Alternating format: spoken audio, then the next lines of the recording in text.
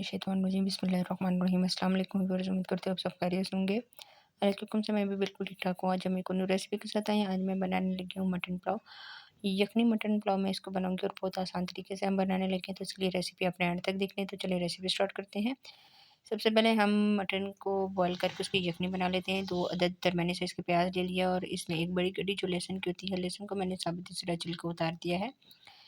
1 kilo के करीब mutton लिया था और अच्छी तरह से वॉश करके हम ये मटन इसमें शामिल कर देंगे। और मटन जो है वो मैंने हड्डी वाला लिया था। हड्डी वाले में बहुत ज़्यादा ज़ायका होता है, तो ये मटन सारा डालने के बाद अब इसमें मैं कुछ मसाले शामिल कर रही हूँ। नमक डालूँगी और साबुत गरम मसाला डालूँगी। ये 2 मसाले आपने डालने हैं और पानी डाल के इसको बॉयल होने के लिए हम रख देंगे। तकरीबन मैं इसमें 4 से 5 गिलास पानी डालूँगी, क्योंकि ये थोड़ा-सा टाइम भी लेगा और मैं कुकर में नहीं बना रही, मैं इसको पतीली में बॉयल कर रही हूँ इसकी, तो थोड़ा-सा टाइम लेगा, इस वज़ह से पानी मैंने थोड़ा ज़्यादा डाला है। तो इसको बॉयल होने के लिए रखते हैं, तो आपसे 30 से 35 मिनट बाद फिर मेरी मुलाकात होती है। ये तो तकरीबन 40 मिनट गुज़र गए हैं और जो गोश्त है वो 80 से 85% तक गल चुका था और आप ये देख सकते हैं कितना खूबसूरत इसकी यखनी का कलर आया है। लेकिन मैं भी थोड़ी देर और इसको बॉयल होने दूँगी, तकरीबन 10-12 मिनट के लिए, तो फिर मैं आपको बताती हूँ। जी, तकरीबन 15 मिनट गुज़र गए और चूल्हे की फ्लेम को मैंने ऑफ़ कर दिया था और गोश्त जो अच्छी तरीके से गल गया है, बहुत ज़्यादा गर्म था। और ये देख सकते हैं इसकी यखनी भी बिल्कुल तैयार हो गई। अब मैं गोश्त को बिल्कुल अलग कर दूँगी और इसकी यखनी को हम अलग कर देंगे। आपने छानना वगैरह बिल्कुल भी नहीं, बस आप इस तरह मिक्स करेंगे तो प्याज़ और लहसुन जो है वो अच्छी तरह से मिक्स हो जाएँगे। तो चलिए पुलाव की तैयारी कर लेते हैं। पतीली में तकरीबन आधा कप मैंने घी डाल दिया है और इसमें 1 अदद दरमियानी साइज़ की मैं प्याज़ डाल रही हूँ। घी में हम पुलाव बनाएँगे इस वजह से कि जो मटन है वो आपको पता है उसमें भी चर्बी वगैरह होती है। तो इस वजह से हम घी में बना रहे हैं। प्याज़ को ब्राउन होने तक मैं इसका वेट करूँगी।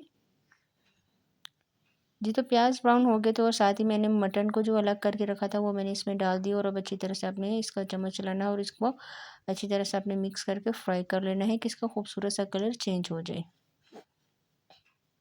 इस तरह से तो ये आप देख सकते हैं कितना प्यारा, तकरीबन 10 मिनट मैंने इसकी भुनाई की है और बहुत खूबसूरत सा इसका कलर चेंज हो गया था। एक्स्ट्रा मसाले वगैरह मैं बिल्कुल भी ऐड नहीं कर रही, क्योंकि नमक और जो साबुत मसाले मैंने डाले थे बस उसी में हम बनाएँगे।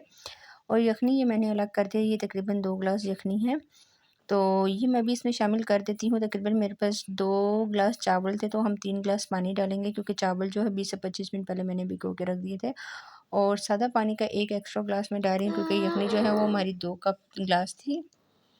अच्छी तरह से मैं इसको मिक्स करूँगी और इस पॉइंट पे आपने नमक चेक कर लेना है। अगर नमक आपको कम लगे तो आप नमक और ऐड कर दें। चावल जो है वो अच्छे वाले मैंने बासमती चावल लिए थे और 25 मिनट पहले इनको भिगो दिया था। अब इसका पानी मैं निकाल लेती हूँ। पानी का बॉयल आना स्टार्ट हो गया, अब मैं चावल इसमें डाल रही हूँ।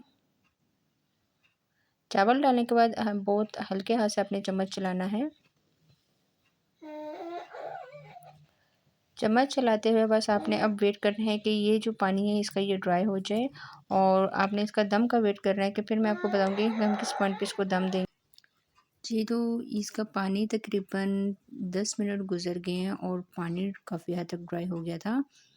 लेकिन थोड़ा-सा मैंने इसको चूल्हे की फ्लेम को हाई रखा हुआ है।